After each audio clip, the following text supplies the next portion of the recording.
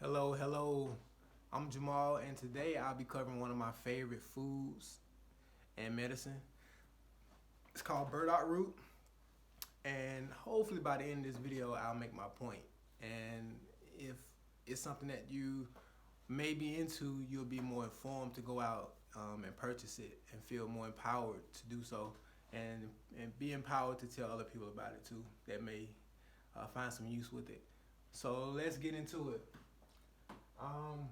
When we go into the store, it's going to be labeled by its common name, and that's burdock. You can get it in the produce section, in the long tap roots, looks like this. You can get it in your herb section, your local herbal store, in the root cuts or the root powder. All are fine, whatever's available. It's in the Asteraceae family. Asteraceae. Anytime you see ACE on the end of a name, it's talking about the family of plants. And those plants basically look like these little cluster heads that have the flowers going around, the little petals that you see going around it. These are all flowers, ray florets, like rays of the sun. And then in the center, you have a collection or a cluster of little disc florets. Some have just disc florets, some just have ray florets. But most of the time, you're going to see both the disc and the ray florets. And these are the sunflowers, or the Compositae. It used to be called the Compositae family. And it's a biennial. I put biennial. And biennial, what I mean by that is the first year is only going to put on basal rosettes, or leaves that are very low to the ground.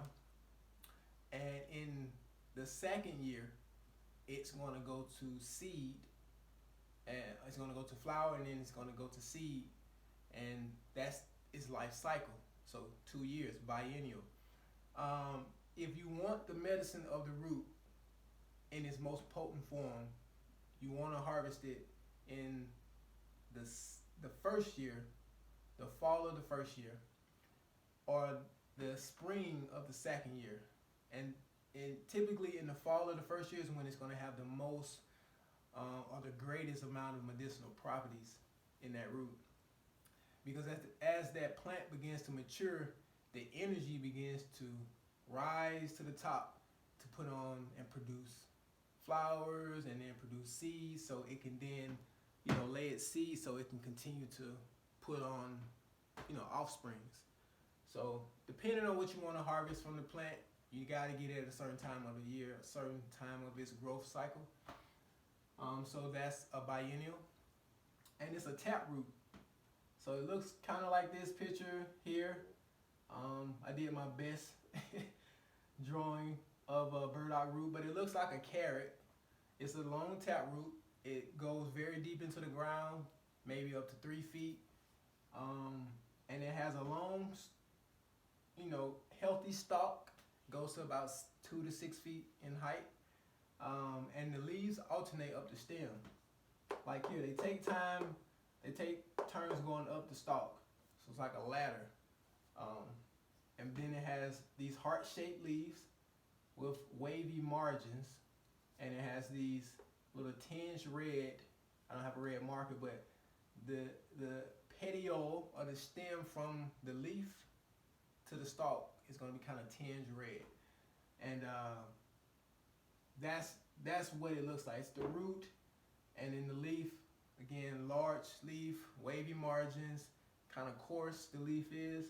And the outer part of the root is brown, kind of rough brown.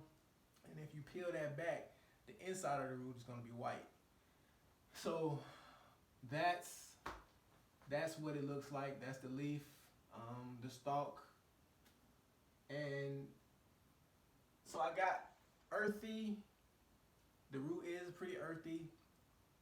It is connected to, energetically it's connected to helping people to feel more grounded. If you think about the root, it goes very deep in the ground. So a lot of its energy is going to be very grounded. And I got sweet, It's very nurturing and very nurturing to the body, very building to the body, and oily or mucilaginous. So it's more supportive for people who get internal dryness, like constipation, things like that. So many ways we can apply that, or see the uses of something that's sweet and oily. It's mildly bitter. I don't really taste bitter in burdock root, but it has some bitterness to it, and bitter speaks to its ability to support the liver and the detoxification process in the body. So bitter in the body, what it does is it wants to push things down in the body. So it wants to push things out of the system. That's what a bitter do. It's not something that I say, I want a bitter, I'm gonna go get burdock root. That's not what I think. I go get something else. But it is mildly bitter, but mainly sweet and oily. It's pretty balanced and nurturing. Pretty balanced, nurturing root, I would say. And very grounding. But let's get into the native habitats. So it's native to Eastern Europe and Asia.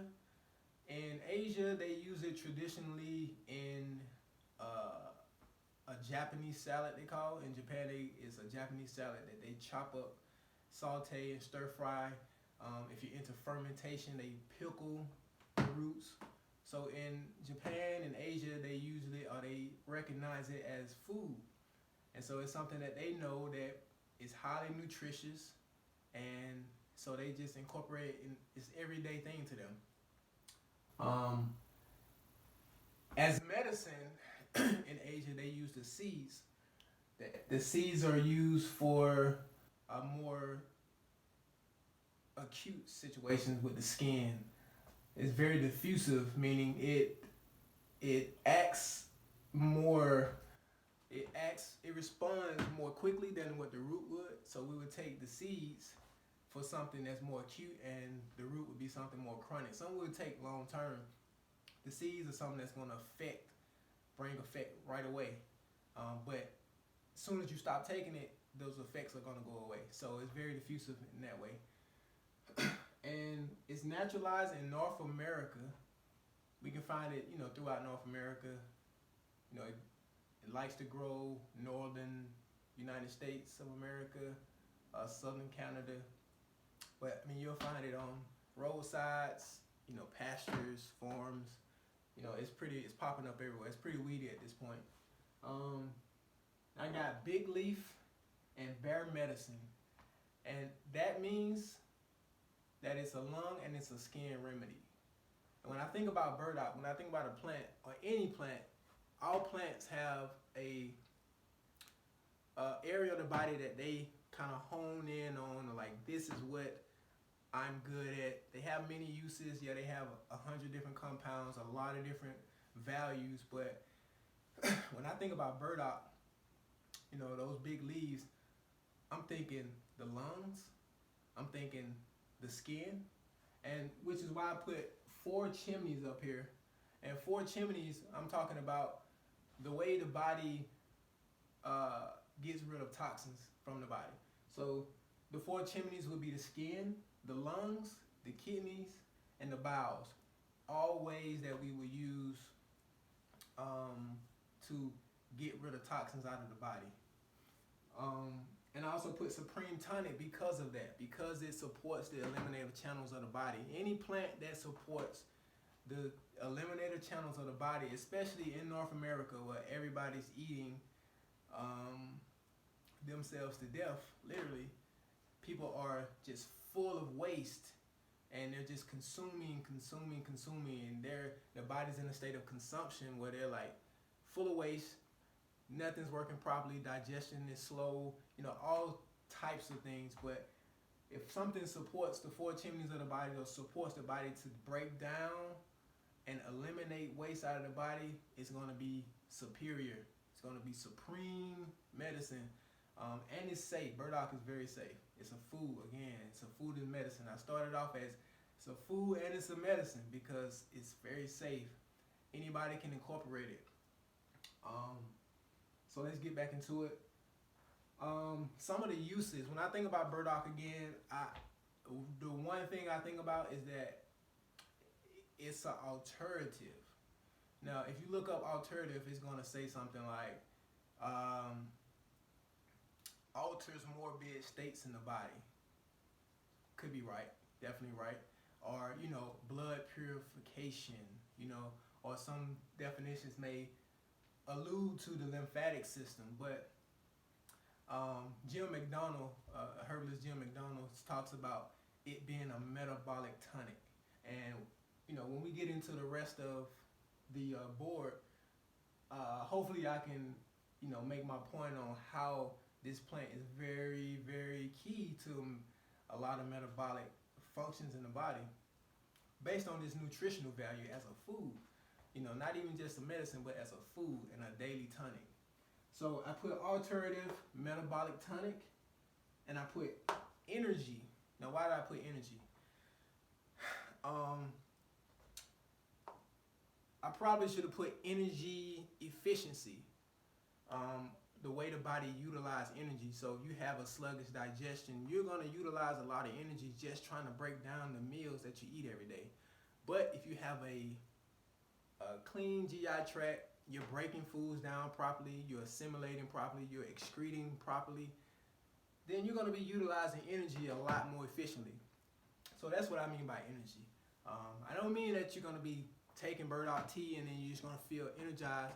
No, you're going to be utilizing energy more efficiently in the way you break foods down and you move them to the next space, to assimilation, to utilization, to excretion. So that's what I mean by energy. And some of the other uses, I put nutritive tonic. Now, if you look in the herbal book, sometimes you'll see other things under burdock uses and benefits. But I kind of wanted to hone in on, the main things. When I think of burdock, this is what I'm going to be taking it for. It's a nutritive tonic. Again, back to the grounding, the sweet, the oiliness of the root. A lot of people are experiencing a lot of inflammation in the body. They don't drink enough water, so they're dehydrated. And they don't get nourished. Burdock is supplying a lot of different amino acid and minerals that most people don't get on a daily basis. So just from sweet, when I think about a herb that's sweet is something that's a yin building, meaning it's building the internal environment in your body. It's supporting organisms, or it's supporting organs in the body, the structure of the body. It's sweet is building in nature. Just think about that. Sweet is going to be building in nature, and bitter breaks things down. It detoxifies things. It pushes things out of the system. So it has a balance, that bitter and that sweetness to it. And then the oiliness, goes back to the skin we was talking about. A lot of people, again, inflammation is running high. People are like inflamed on the inside. They're dehydrated in their skin. Some people have eczema, psoriasis, all sorts of skin ailments. It'd be nice to have something that has a balanced action on the body with the sweet, bitter, oiliness. So we're supporting detoxification, we're supporting nourishment, and we're grounding the body. So I put prebiotic, and we're going to get more to the prebiotic when we get over here to the England, which is, I think, major reason why this is powerful. And I encourage everybody who's watching this video to go and research everything that I'm saying. Research, everything that's on this board, so you can get the information for, you can learn, you hear it, and then you go and read it, and it makes more sense when, you've heard it from somebody, and then you go out and read it yourself. So it makes, you kind of bring the other pieces to the puzzle and get a full, well-rounded understanding of that information. So I encourage you to go research what I'm saying to understand it a little bit better. But prebiotic is something that feeds the gut, it feeds the microbiome in the body. And what I mean by that is that we have good bacteria and we have bad bacteria. We have to keep the bad bacteria in check, because if they overtake the body, then we can start getting all types of diseases, immune issues, and a lot of things can come after. The body is experiencing high amounts of bacteria in the body. And I put lymphatic. Now, lymphatic, we know, that's, some people know it as your immune system. Some people know it as where your body dumps its waste to get it out of the system. All of it's fine. The lymphatic moves that waste out of the system. The best lymphatic is massage. Some people don't even move. They just sit around all day, very sedentary. So sometimes just moving, being more active, massaging the body, going to get a massage, moving around. Just moving is, very supportive to the lymphatic system. And then I got diuretic. Diuretic helps to bring on urine output. So it helps to, another way we're moving this waste out of the system. Now, over here, I got preventative medicine and dietary therapy. You can think of it as a preventative medicine and a dietary therapy. Now, I think I got this from a online site that, talking, scientific paperwork. But they consider it preventative medicine and dietary therapy. So, again, that's just kind of coming back to the point that it's food and it's medicine. Primarily, it's a food. You don't have to be afraid of this medicine, this plant.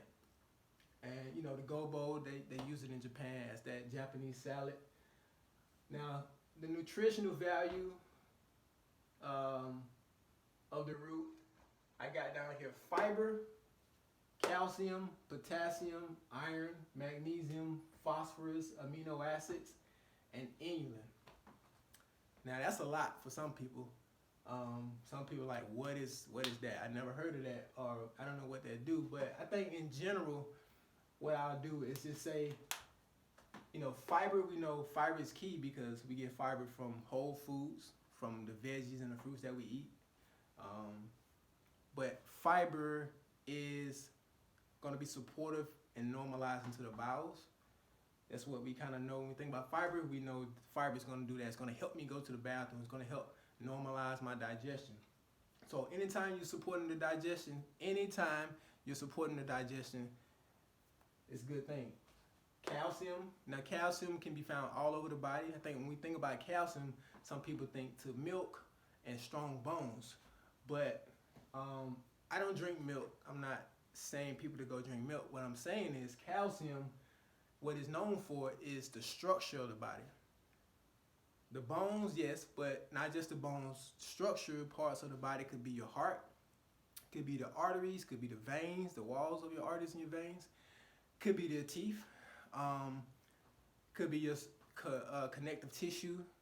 So it's a lot of different structures within the body other than the skeletal structure. So calcium is all over the body and has many uses in the body. But just think of it as the great builder of the body, the structural body. So it's keeping you together. Potassium, all right? So potassium, and all of these are in some way utilized in metabolic function. Again, going back to how supportive this is for digestion and metabolism, which a lot of people are dealing with metabolism issues in North America or in the world. But potassium is just a key mineral in healthy cell development, healthy tissue development, muscular, ligamentous formation and structures in the body. But it's a key mineral in various different vital metabolic functions in the body. So please look up these things and understand these a little bit better. Iron. Now, some people deal with iron deficiency, low energy, and they go out and they buy supplements that are, iron. But I would say just get it from a whole food, because in a supplement, you're only getting just that one thing. You know, the body's not made up of one thing. It's made up of a collection of things that work together. And when they combine in the body, they do greater things. So in burdock, you got iron, but then you got it with the potassium. You got with the phosphorus, the iron phosphate, you know, in the blood. So these things work together. So iron, why is it important? Now, I got this from one of my teachers, and you know, why iron is important is because if you think about iron, iron is in the center of your blood. And so when we inhale oxygen into the lungs, take that deep breath in, blood cells rush into the lungs. The iron in the center of that blood is the field. It has a magnetic field, so it's pulling the electricity from the oxygen atom to power and energize the body. Why is that important? Because we move around. Plants are in the ground, they're rooted, they don't move around. They grow and reach for the sun. We're mobile, we can move around, so we need energy. We're expending energy every time we take a step. So we need to power the body, and that's one way by inhaling oxygen, breathing, a lot of things, water, some other things. But iron is magnetic, pulls the electricity from the oxygen and powers the body. So that's the main thing. Iron does a whole bunch of other things, but mainly that's why iron is going to be key, because of that energy, that electricity. Magnesium. Now, magnesium is found in just about every part of the body, and if you read and you look up magnesium, it'll probably say, used for over 300 different metabolic functions in the body. That's major. So that's something that you would probably want to get in your system. And you would find magnesium in the center of the chlorophyll. Just like we have iron in the center of our blood, it's very similar to the makeup of chlorophyll with magnesium in the center. So definitely learn a little bit more about that. And then phosphorus, phosphorus is from what I was reading, it's in just about every function of the body as well. Deals with metabolic functions in the body, amino acids and proteins. So a lot of people trying to get more proteins in their body. You get your proteins from the amino acid that you consume from the foods. And amino acids are just chains. Proteins are just chains of amino acids that your body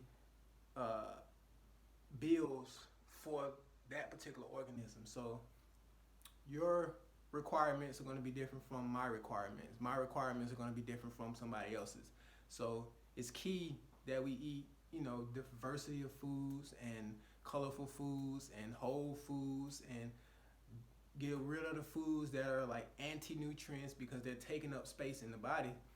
So we need to get foods that we're getting in a range of amino acids to build the proteins so we can build our bodies. But yeah, definitely learn more about that. Learn more about phosphorus and how, combine with potassium and combine with iron to do other things. So learn more about that.